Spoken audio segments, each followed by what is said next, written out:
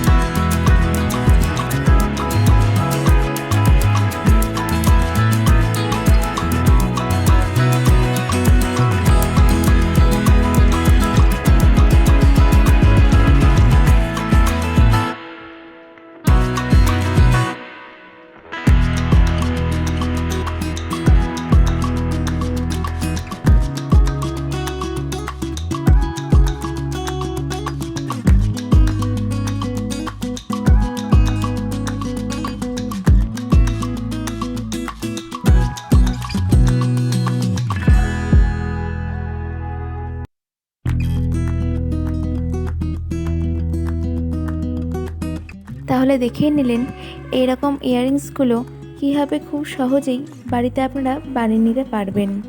তাহলে দেরি না করে এরকম চটপট বানিয়ে ফেলুন। আর ভিডিওটা যদি আপনাদের হেল্প করে থাকে তাহলে অবশ্যই এটা লাইক করবেন। ধন্যবাদ।